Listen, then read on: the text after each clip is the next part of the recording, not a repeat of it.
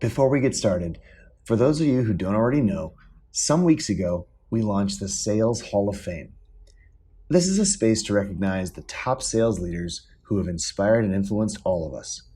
Among our inductees, we have sales influencers like Ian Altman, Andy Paul, or today's guest, Wes Schaeffer. When we launched the Sales Hall of Fame, we asked you guys who else you would like to nominate, and we got tons of suggestions. So today, we're excited to present 6 new inductees to the Sales Hall of Fame. Each of them has given us their number one sales tip. So check out the link on the description to find out who they are and to get their exclusive advice. You can also stay tuned for more updates on our social media or by visiting badgermapping.com/sales-hall-of-fame. You can find the link on the description below.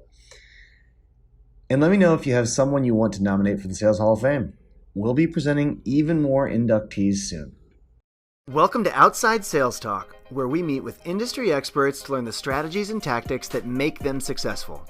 I'm your host, Steve Benson, and I've helped thousands of salespeople all over the world crush their quota. Today, I'll help you crush yours. Welcome to Outside Sales Talk. Today I've got Wes Schaeffer with us, and he's going to talk about maximizing your sales team's growth with CRM. Welcome to Outside Sales Talk, Wes. Thanks for having me. So Wes is the CEO and founder of The Sales Whisperer, which is a sales training, marketing, and consulting firm. Wes is also an author, a keynote speaker, and a CRM guru. He's a certified partner on HubSpot, Entreport, and Infusionsoft. Wes also helps businesses choose, buy, and implement CRMs. Welcome to the show. So Wes, first question. Are CRMs dead? Yes. Next question. and what do you mean by that? So I always bag on people, right, when they say SEO is dead, email marketing is dead, blah, blah. So the qualification there is the standalone CRM is dead, right? That's why you saw, man, it's been a while now. I have to go look at my notes, but Salesforce bought ExactTarget years ago for billions of dollars because the standalone CRM truly is dead, right? It's a Rolodex in the sky. Having info in the cloud is nice, but the reason you need it is to take action, okay? Relevant, timely action. And so they bought ExactTarget, which had already purchased Pardot, which did automation. Okay, so automating your follow-up, your engagements, your nurturing is the key. So yeah, just having names in the sky, it's really not going to get you much anymore. Absolutely. And tell me about what size companies you tend to focus on and work with. At the S to the mid-size M in the SMB space. I've done consulting for Dell, but that's an exception, not the rule. Usually I'm working with companies with 5 to 25 salespeople, so the size of the company doesn't necessarily matter for me. It's more like how big is the sales and marketing team. So that's the typical size. And, they range from a couple $1 million to couple $100 million, so somewhere in there. Okay. And tell me about, the reason I ask is tell me about how the CRM that you recommend varies by industry and company size. Yeah, obviously, smaller companies, if they don't have a dedicated team in-house, both like a tech team and a marketing team, those are some things that come into play because some are more powerful, some are more complex. Sometimes companies just need the fundamentals. If you're using Excel spreadsheets and sticky notes and your salespeople are, they're texting from their own phone, they're literally writing in a notebook, there's no standardization, there's no cadence, there's no playbook. Really almost any tool is going to help them. I've literally walked into companies, 3-4 salespeople are all in one room, and it's an Excel spreadsheet, and they just highlight the row in red or green or orange, and they just move them around, and it's 50 or 60 columns or more across everything that they're checking. And it's just like, oh my gosh, that's just miserable. Yeah, Right. that's So, exactly how we were doing it in a Google Doc when we were a startup before we got our CRM, and hey, it was a beautiful day. 2000, 2007, I spent 10 months with Dell when they were deploying Salesforce.com. That was the largest Salesforce install at that point. And they were on a homegrown DOS uh, platform, that they built for uh, like kind of their ERP sort of, but it was DOS and Outlook and spreadsheets.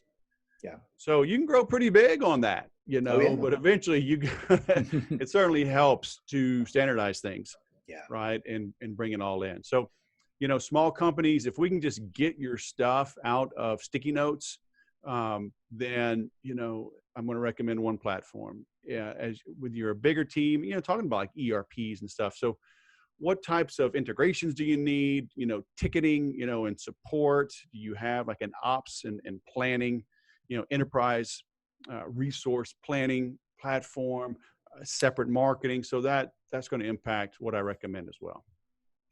And at what point would you say a sales team really needs to graduate from the homegrown? Well, optimally, obviously they don't need to. They could be a huge company and not do it. But what would you say is optimal? Like, if you have one sales rep, maybe a CRM is not necessary. But at what point in number of sales reps or whatever other metrics you'd like to use, would you say that you really graduate to where you should get out of the homegrown systems or the Google Docs or the Excel or the Outlook and move into a CRM platform, and you'll really see some gains? Yeah, it's not even necessarily the size of the company or number of staff, right? I mean, there's free CRMs out there that are fine, and I help people with it. What are some of those Um, that you'd recommend? Zoho. I started with Zoho way back in the day. Pipe Drive, I think, has a free or low cost. Active Campaign starts at $9 a month. Nimble, I think, starts at $22 a month. HubSpot has a very good free CRM. Yeah. Salesforce, I pretty much never recommend for small businesses. I think it's too complex. It's a big company tool trying to be a small company tool. But yeah, there's so many. So really you have to look at where are you going, right? Where do you plan on being? Back in 2008, I'd been running the Sales Whisperer about a year and a half. Well, I ran into them at the end of 2008, so almost 2 years at that point. And I wanted to go meet Dan Kennedy, actually, a direct marketing guy, author. And he was going out to the Anaheim Convention Center, and he was part of this 4-city tour with Infusionsoft. And I didn't know who they were. I was like, I'm gonna go meet Dan. It was an hour away. And I heard about the company and the software and the vision. Back then it was $5,000 down and $300 a month. And it was just me, right? I didn't have an assistant. I didn't have an overseas VA, none of that. But I saw the power of automation, and I was like, okay, this is where I want to go, right? This will get me there. And it was hard. There was no Facebook group. There was no 24/7 chat, no weekend support. And when does an entrepreneur work on their own stuff? Nights and weekends, right? And so, but I knew that's where I wanted to go, and it would get me there, and it did. So understanding, having systems, having process. I mean, sales is just as predictable as manufacturing. Okay. I know, like, talking to people, I can tell what makes them tick. I can adjust how I engage with them based on the interactions I have with them. It's so funny. I'll watch Shark Tank with my kids, and I have a very high track record of guessing, like, oh, they're going to take that deal, right? Because you see the negotiations going back, like, nah, they're going to reject Mark Cuban. They're going to take Mr. Wonderful at this deal. They're going to counter. Like, how do you know? It's like, you just do enough deals. You just know. You can tell also, like, body language. Are they receptive to that person?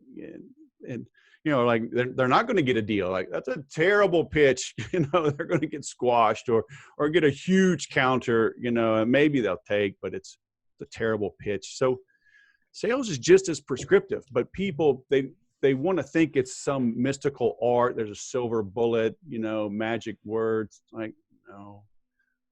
If you can put systems in place and when to engage, when to reach out, how to do it, voicemail, email, text.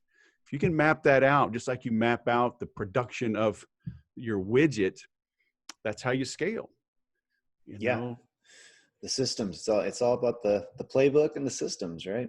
Yeah, So for tell sure. me, what is the best way to go about choosing the best CRM for your business? Take my free quiz. I like it. bestcrmforme.com. Hey.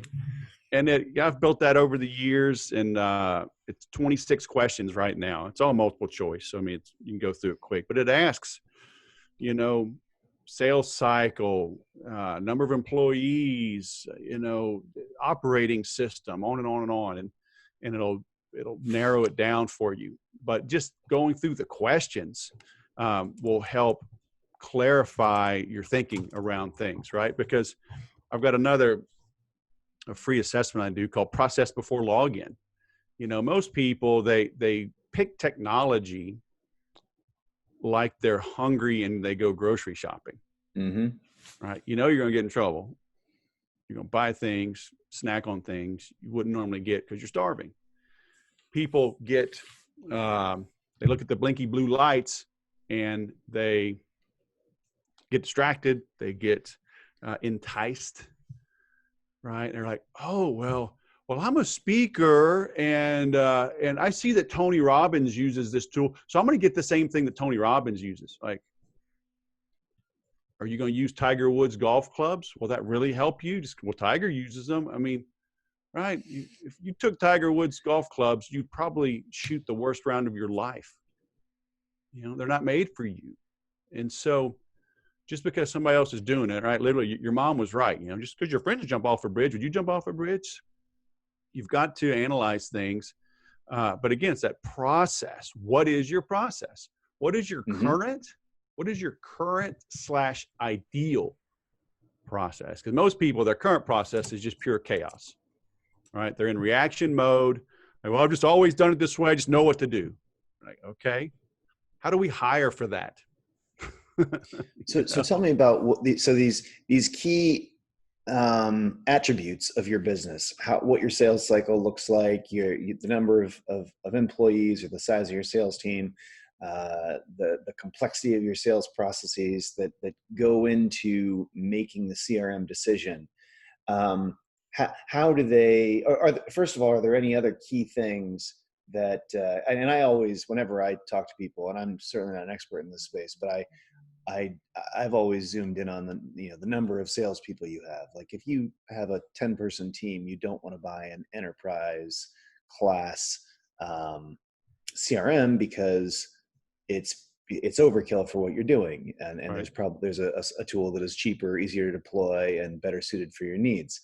But that tool likely wouldn't integrate with your enterprise class ERP, but you have 10 people, well then you don't have an enterprise class ERP, so it's not Right. a problem. So that's the thing that I've always zoomed in, and for that reason. But tell me about how your sales cycle and your sales processes and any other attributes that you think are important. Tell me about how those would guide you towards one CRM versus another. Well, that's where, again, talking about like what's your current or ideal process? Okay. Do you have a short sales cycle or the long sales cycle? Are you selling a tangible product, office desks and furniture? Or are you selling an intangible product like software as a service or web design or something, right? So you got to look at all that and then figure out, is it a complex sale, right? Are you talking to multiple people at that company, or is it, I got a sneeze coming up. I'm trying to hit the mute button. All right, it went away. Sorry about that. And so you got to look at all that and then think, how are you touching these people? Is it just a phone call? Is it just an email? Do you meet in person? Do they come to you? Do you go to them? Do you do text messaging? Do you need to do voice broadcasts?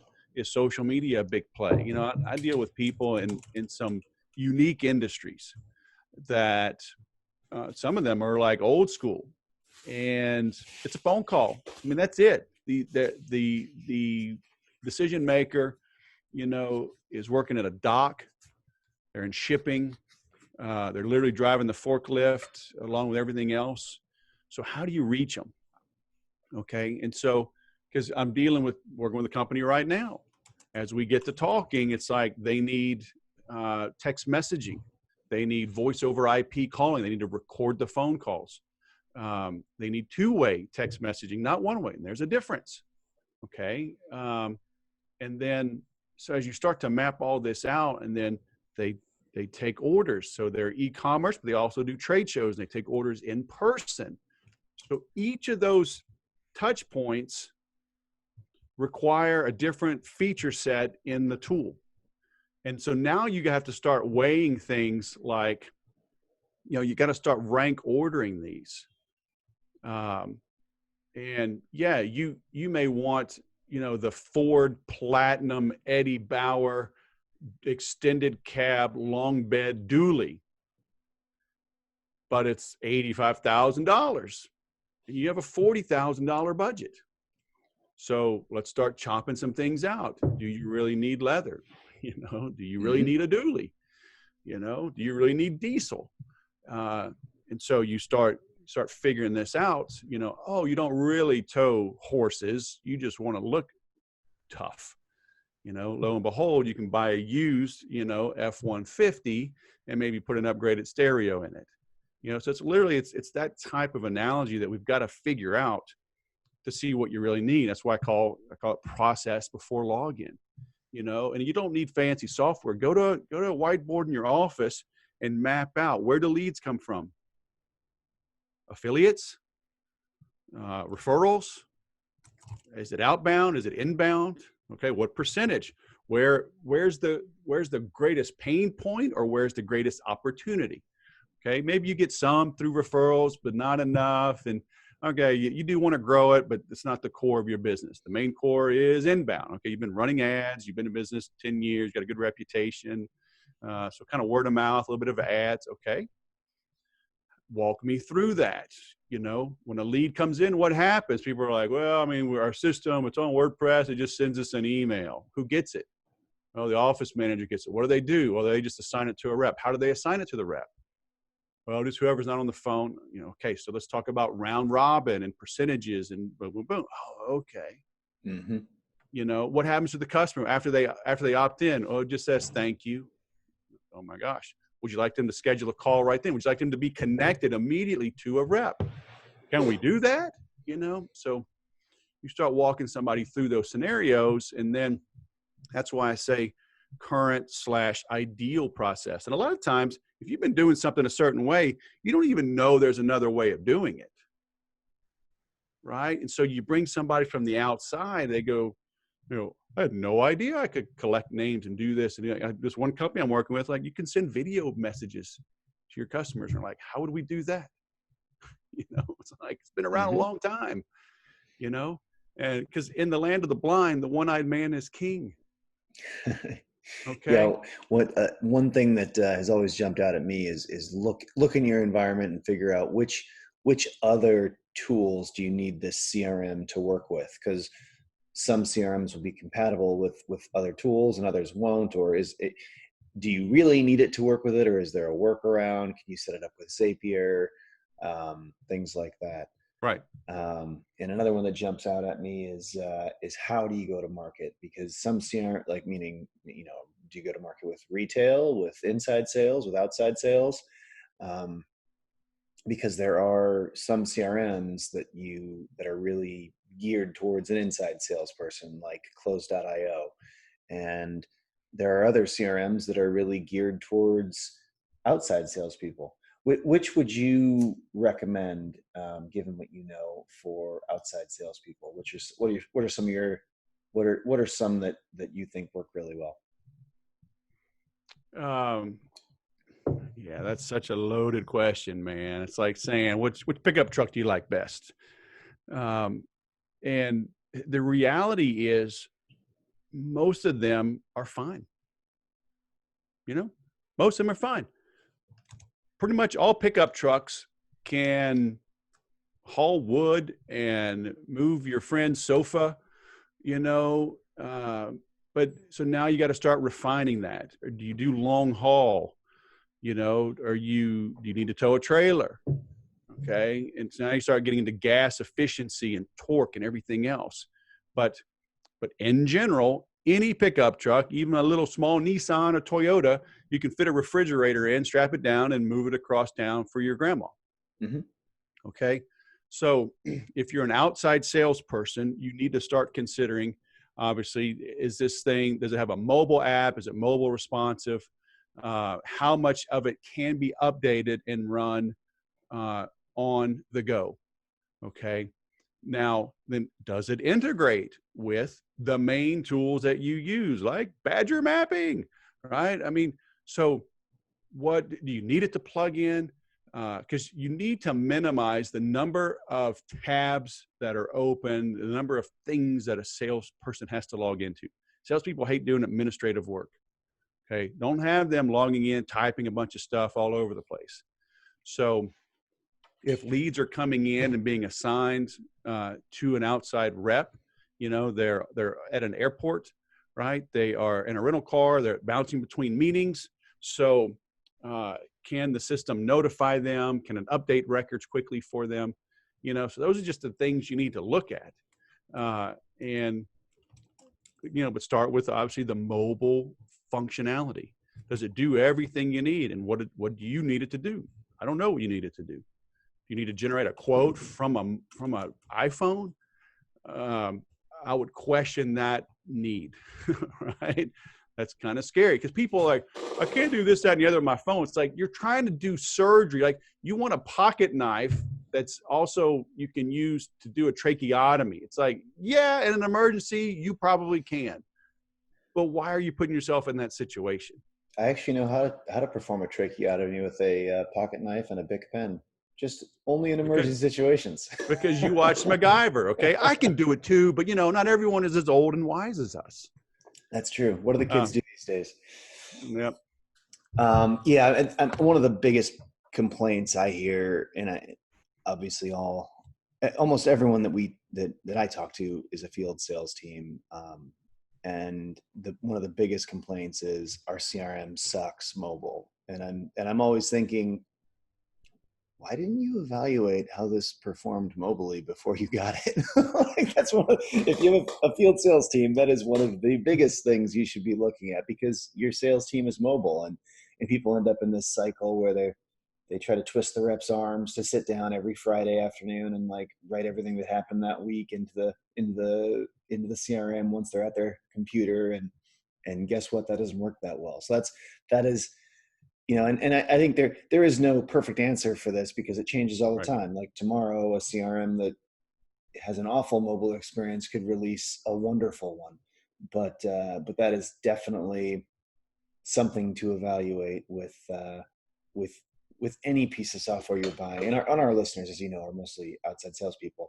Yeah. Whenever you're buying something for a team of outside salespeople, you need to really look at the mobile. That's one of the things I tell everyone when they're evaluating software for an outside sales team is just actually go mobile with this, get a trial of the software and actually go out into the field, even if you're just drive down the street to the Starbucks and try to do the actual job you're asking the reps to do from that Starbucks and see how it goes. And if it's and try out the different tools that way. And the ones that suck, don't buy.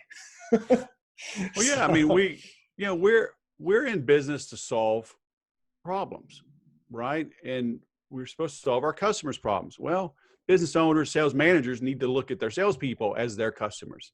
Because what happens is they go and buy, well, our competition is using that product, we're gonna go get that product. Well, okay, maybe you're structured differently, but if your salespeople are your customers, then what are their pains? Well, this is so important what you're saying right now. So important. Your salespeople are the customer of your CRM. Yeah. Try to wrap your head around that one. And so, because everybody's like, well, what can you do for me? I'm the sales manager. You're going to give me that report. I need your pipeline. I need this updated. Well, make it easy for them to update it. Yeah. I was always um, playing around with technology. I was always curious with it. I made friends with the IT department. Man, back in like 2002, I bought my own BlackBerry and sweet talked my IT team into, we didn't have BlackBerries back then. So we didn't have a BlackBerry server, right? So I convinced them to BCC my AT&T email address, right? Because we don't need them anymore, but you have an email from your cell phone provider, right? Mm-hmm. And so they BCC'd that address for me. So I was a traveling salesman, because back in 2002, right, you're running around and we weren't as crazy connected as we are now. So I get to my hotel at the end of the day. Oh, there's this lead that came in at noon, right? Well, now it's 10 p.m., so I got to wait till the next day.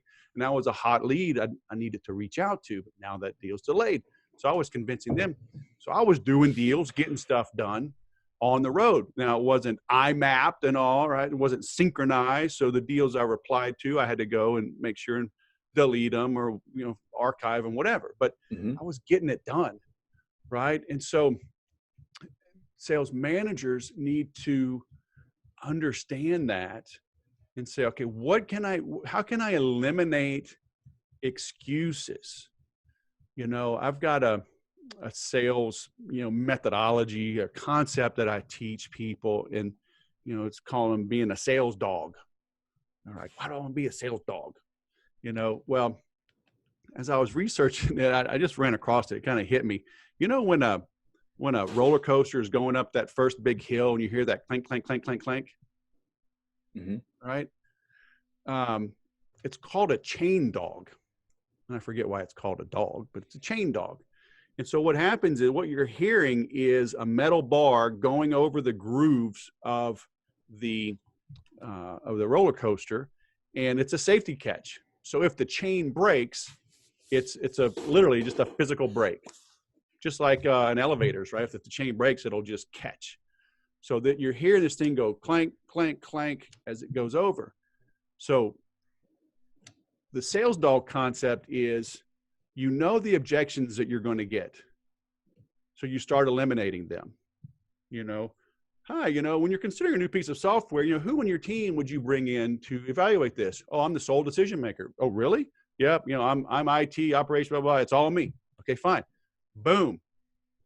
When I give the proposal later, they can't say, oh, let me run this by the CFO. It's like, remember 2 weeks ago we met, you said you made the sole decision. So now they're either lying or it's something else.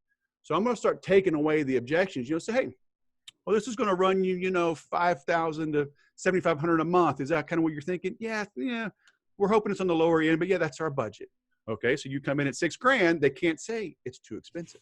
Right? So you're slowly chipping it away. So the same thing with the sales manager. It's like, what are the excuses that my salespeople might tell me as to why their pipeline isn't updated?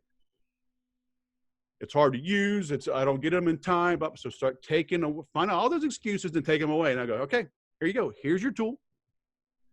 You now have zero excuse to ever miss the updates, for the sales meeting. Your pipeline should be 85% updated at all times, and it should be able to get to 100% in under an hour. So that's probably one thing that is really important for a field sales manager or operations person, whoever's making the decision on the CRM, is to zoom in on, is a rep going to be able to update their pipeline from the field? What are some other key attributes or capabilities that a CRM needs to have and a field sales manager should be evaluating when looking at a CRM? Well, there should be obviously automation. Your marketing and your platform should be able to nurture early stage prospects and get them to at least warmed up, right? I shouldn't be having conversations with somebody that's just curious the first time looking at something, right? So then, do you have templates in there? Are there things, I tell everybody, look at what you do 2 or 3 times a day or 4 or 5 times a week and have a process for it and automate it if you can. Okay. templates. So like in HubSpot's Sales Pro, they have templates, but also individual sequences that are meant to that individual salespeople. It's not a company-wide nurture campaign. It's custom made for each salesperson to drip on a prospect at their own cadence. But the company should have built it at least one standard sequence, and then they can go kind of tweak. They shouldn't be creating that from scratch, but that should be able to be run, from mobile. But again, look at what you do 2 or 3 times a day, or 4 or 5 times a week. If I'm having to look up shipping information or invoice numbers, PO numbers, trying to verify shipping and whatever. If you're building out the hierarchy for a prospect firm, do you have that information? So and again, everyone's different. Are you doing e-commerce on this thing? Or is it all through POs? Do you need to set up meetings? You need to run meetings from it. You need to record conversations. Or are you doing texting? A lot of companies, like the salespeople, they got their own cell phone and they're texting a lot. All that history is lost. And when they leave, it's their own cell phone. So all the prospects, all their customers, they have all their contact info when they leave. Mm-hmm. And the customer's accustomed to texting Joe Smith. Well, now Joe Smith just went from Ford to Chevy. All right, I might be convinced to buy a Chevy because I like Joe Smith. Mm-hmm. So you got to be careful with that as well. Absolutely. So what is ultimately at stake? Why is this important? Why is it important to choose the right CRM tool? Well, it's standardization. And that's the tough thing. I think that's why people struggle with it. A lot of smaller businesses, they're entrepreneurial led. And, if you read Michael Gerber's E-Myth, you have the entrepreneur, the dreamer, right? You have the technician, the doer of the thing, and you have the manager. Mm-hmm. So I haven't read it, but I've read a summary. Like I try to read summaries of business books. I don't read the whole thing. It just takes too long. Yeah. So, the concept is the people that start businesses are usually either the technician, right? They're a great auto mechanic. I'm going to go start my own garage. Okay. Or they're a dreamer, right? They got this big vision. They're going, Steve Jobs was the dreamer, right? Wozniak was the technician. Then they eventually found managers. Arguably, Steve Jobs became a manager. So it depends on how you want to look at it. But, the technician's like, I don't know. I just fix cars. I don't know. People just call me. Well, no, they're not going to just call you. Once you run out of friends and family, how do you grow your business? Okay. And the dreamer is like, I'm going to have, auto shop in every city in the country, and drones are going to fly people home while they wait for their cars. Okay, great. How are you going to make this happen? So using the auto mechanic analogy, right? They're accustomed to process. It's a certain process for changing the oil or tuning up a car, replacing a head gasket. Okay. You better have a process. They have lost nuts and bolts. So they have a process. Here's where you put the nuts and bolts so you don't lose any of them when you're taking these things apart. So they understand processes in that regard, but because it's not their expertise, they just let everything else go out the window. So you've got to think through what are the steps that you go through, and because you can't read the label from inside the bottle. So you don't know the exact process, you just do it. So that's why you get an outsider to come in, and it sounds self-serving, but you need someone like me to come and look in and say, oh, here's what's happening. I remember when I first got serious about golf, my dad bought me golf lessons for my 23rd birthday. And I was playing 5 or 6 months. And I was about to get deployed out to Korea. And I went to visit my dad in Jacksonville. And he said, hey, there's this golf pro that films you. He records you, right? So this is 1993. This is August, September timeframe of 93. So that was kind of state of the art back then, right? This guy filmed you from the top, from in front, and from behind. And so this 30-minute golf lesson, he had me get like, a 7 or 6 iron, and I took like 5 shots. and that was it. The rest of the time, we sat there and analyzed my swing. He could draw on the screen. Again, everything we take for granted now, that was like, I don't know, a couple $100 I had to pay for this lesson, and I only swung the club 5 times. Mm-hmm. But by having that outside, and he gave me a little VHS tape I got to take with me. And I could see my head movement, my stance, my posture. But from the outside looking in, it was so obvious what I was doing wrong. Okay.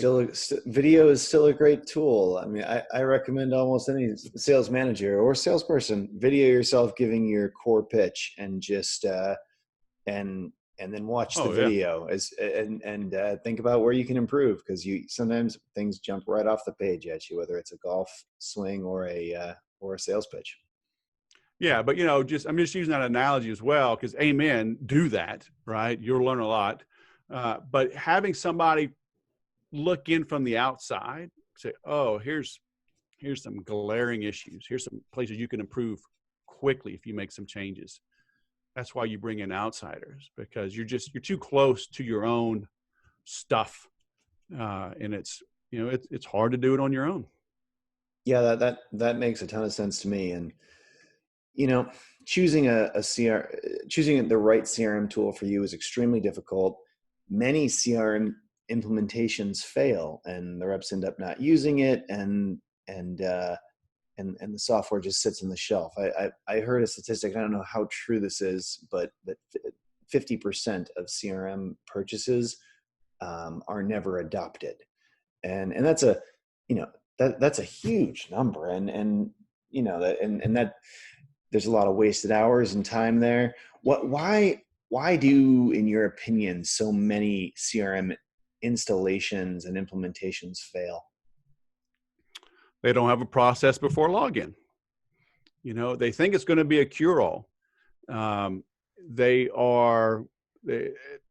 overpromised and underdelivered, right? That SaaS salesperson has a quota to meet, and can do that and that and that. Yeah, just sign right here. Then they're gone, and the person that's implementing it and teaching it is different than the person who sold it. But look at your own bookshelf, right? How many books have you bought and not read? How many? Hundreds. Yeah, I mean, how many? I'm famous for that one. Yeah, how many of anything, right? How many gym memberships have been paid for and people don't go to the gym? So it's notorious. You're frustrated. You got to do something. You take that step. It's uncomfortable, so you just don't finish. So that thing just sits there, solves a couple pains, but you go back kind of the overlap. Same thing like with golf, right? Oh, I'm slicing. You go get 5 lessons, and you work on it. Boom, you get this big, beautiful high draw. Then your buddies come back to town. You're playing $1 a hole, right? You're just going to break the bank. It's not about the dollar. So your buddies are going to mock you, and you've pushed 2 holes. Now you got $8 riding on this hole, and this is your nemesis, right? There's water along the right, but you spent $400 on golf lessons. You've hit 5,000 balls. You can hit this draw, but you fall back to your old comfortable ways. You don't trust that new swing, and you go to the old thing. And you plunk that ball right in the water. And your buddies laugh. Oh, big dummy! How those golf? You should have spent the money on some golf clubs. Oh, what? Yeah, you should have just bought a new, I don't know what, keg of beer. You should have just redone your basement, man. What an idiot! Can you still slice? It's just human nature, and so change is hard. But I bet if that golf pro, one time, I had a golf pro play around with me, and it was amazing having him there. We're just talking, and I'm just more aware. Like, I didn't want to let him down, right? And I put a better swing, better move on the ball each time, and it was fantastic. And so, but we can't be there all the time with you, right? And so, and it's hard, you can't let things go. And that's tough. You see a mistake, you see something not set up right in the system, you have to fix it yourself right then, or make a note and have somebody fix that thing, or it will spiral out of control. And it's, if margins are tight, you don't have systems, so you're reacting, and you go after the hot leads, you go after the low hanging fruit, and you live in the urgent instead of in the important, and soon everything's urgent, and of course you can't get to everything simultaneously, so you fail, and it's hard. Yeah. I was surprised.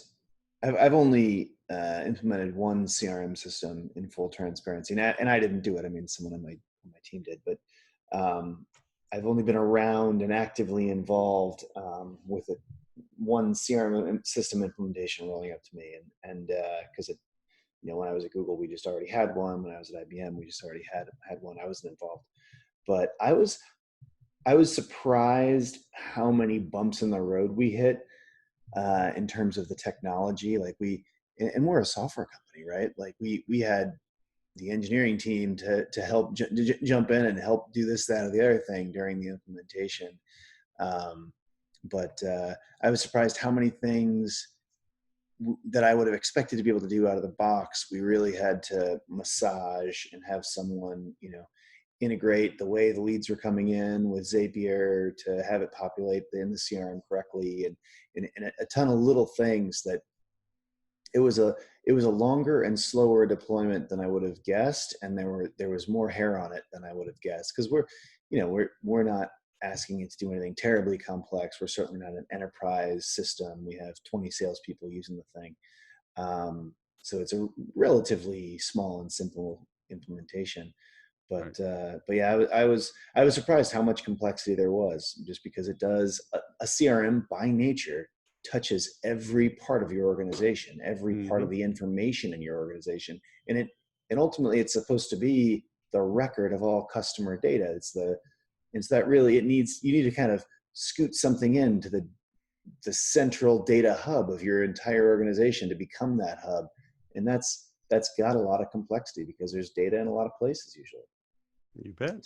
Tell me about why can CRMs be hard for salespeople to use? We talked about the mobility element of it, but I hear from salespeople a lot, I hate my CRM. It's such a pain. Like where are the catch points there? That's a self-fulfilling prophecy. Sure. Right? Like Henry Ford said, some say you can, some say you can't, they're both right. So, yeah, some are hard. And look, I've been using databases in sales since 97, and all the big ones, a lot of obscure ones. Yeah, some were very hard to use. But if I was at a company and we had to use it, I used it. I dug in and I figured it out, right? We deployed Salesforce at my company in 2004. And I figured out how to use templates. I learned I could do my own broadcast emails up to 500 people at a time. Yeah, it was a pain. We'd had to do our own quotes, and you got to learn all the tabs to click through. And so it wasn't always thought out very cleanly. So changing configurations, changing quantity, get operations on the phone. But a lot of times I'd make friends with everybody. So the operations manager would take my call. And then if I'm on the road, she'd bang some of that out for me, right? And my inside sales rep was inside. So she could help me because I didn't run around whining and complaining. Okay. So if your company, if you work with a company and you don't have any say into it, then you better just learn it. Okay. Complaining doesn't do anybody any good. You might have to find your own hacks, right? Like I had my IT department BCC my email address in 2002. Are there things like that you can do to make it better? Well, and to help people see around the corners on the challenges of implementing CRM systems, what are some common hurdles or problems that sales organizations run into when they implement? They underestimate the complexity and the time. They A lot of times they just haven't done a thorough evaluation. I mean, they're literally like a family just moving homes, but they're moving like across the country, and they have a 5-bedroom home, and like all of a sudden they find themselves in a 3-bedroom, and they're like, whoa, where do we put all this furniture?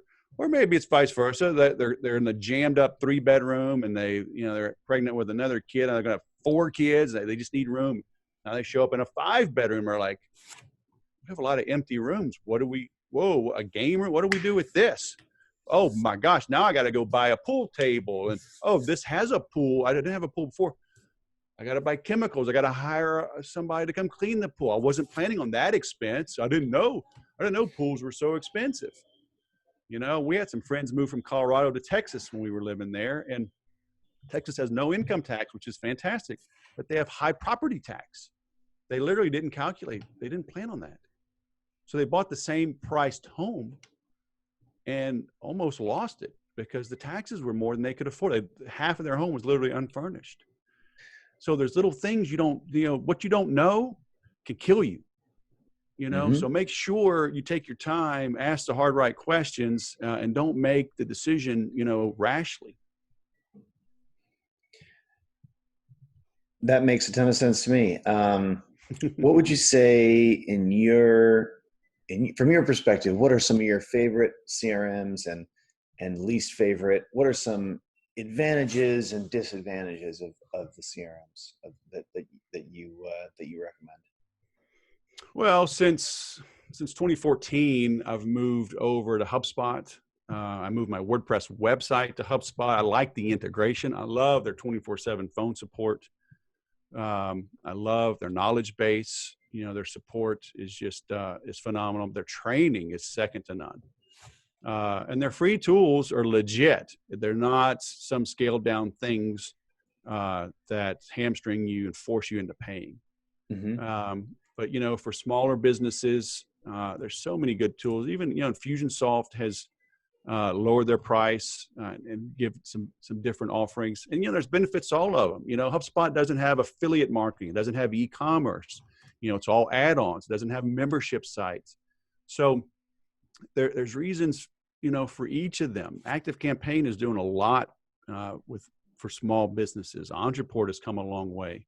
But then there's the pure play CRMs, like Pipedrive and Pipeline. Very good, responsive, mobile, nice GUI. There's so many.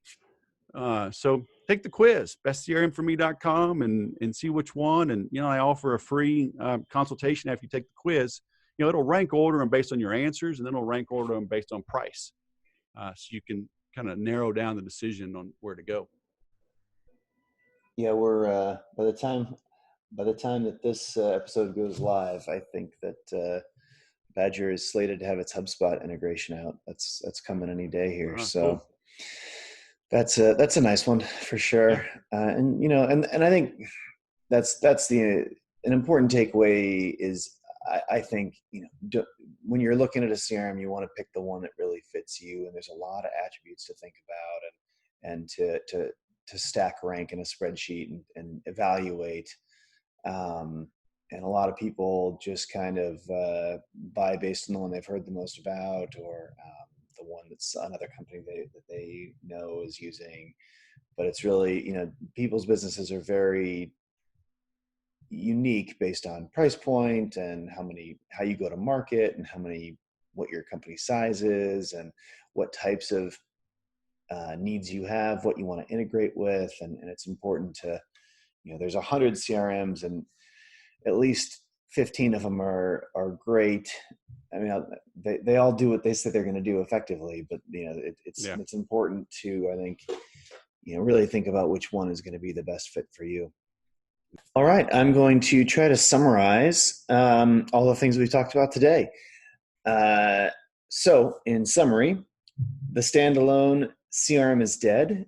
Having data in the cloud is nice, but you need to take action on this data with follow-ups and nurturing. The CRM needs to not just stand alone, but be able to integrate with the other areas and processes that your business needs. when considering a sales team for your, when considering a CRM for your sales team, you need to think about what types of integrations they need, resource planning, platforms, marketing tools, etc. There are many free or low-cost CRMs that are great to start with for small businesses like Zoho, Pipedrive, Nimble, HubSpot, and a bunch more. CRMs help you scale by mapping out your email, your phone calls, your meetings, etc. Make sure you analyze your current and ideal process to find the best CRM for your business. Ask yourself these questions. Do you have a short sales cycle or a long sales cycle? Do you sell tangible products or intangible products? Do you have a complex sales cycle? Do you communicate just with phone calls, or are there other types of communication that you'll need to integrate? Do you meet in person? Where do your leads come from? What other types of software do you need to use with your CRM? Match these questions about how you sell to the features that you'll need from different CRMs. As an outside salesperson or person making a decision about a CRM for an outside sales team, make sure to evaluate CRMs based on their mobility. Does it have a mobile app? How does it work? Is it a good one, or does it not work so well? Does it do what you need your CRM to do on the go? Does it integrate with your other apps and softwares? Is there integration already built that works great, or is it one of the ones that the software company that you'd also like to be using with it says, well, we hope to get to that in 2022? Sales managers need to think about, how do I eliminate excuses from my team about why they can't use the CRM by getting a CRM working and in place? You got to see around those corners. Something like, it doesn't work while I'm mobile and I'm always mobile. Well, that's a reason not to use it. So does the team need to set meetings through the CRM, for example? Can you look for CRMs that have automation and templates that are really useful for the sales team? CRMs help with the stabilization of your processes. You can bring in an outside CRM consultant, and they can give you feedback from looking outside in to your processes and help with the CRM decision and implementation. All CRMs are different, but it's important to learn the system as a rep and from the rep's perspective to get the most out of it. A common mistake with CRM when people are choosing CRMs is the people choosing the CRM might be in management, and they think about it in terms of, what is this going to give me, the manager, when it's really the sales rep that's going to be using it the most. So it's important to consider that perspective, because if the sales rep can't use it successfully, then it doesn't get the data in it that it needs, and then the CRM implementation can fail. This has been a great episode of the Outside Sales Talk, and really appreciate you being able to come on today, Wes. Tell me about where listeners can read more about you and your work, and where can they reach out to you? Yeah. So if they're looking for CRM, go take that quiz. I mean, it redirects you to my website. It's just a landing page on the saleswhisperer.com. So if you don't need the quiz, then just go to the saleswhisperer.com, and my social media links are there. Contact us there. My cell phone number is there. I'm pretty easy to reach. So hit me up. I'm happy to help. Fantastic, Wes. It's been great having you on the show. Hey, man. Thanks for having me, and good luck in this pandemic. I got a feeling you and I are going to get through just fine, and as well as those that listen to us. I think we will. Well, I will talk to you soon, Wes. Okay, man. Thank you. Good to see you. Good to see you. Bye-bye. If you can think of, or if anyone can think of any other sales reps that would benefit from learning about these skills on CRM picking that we've talked about today, share the love and forward this on to them. Take care until next time, guys.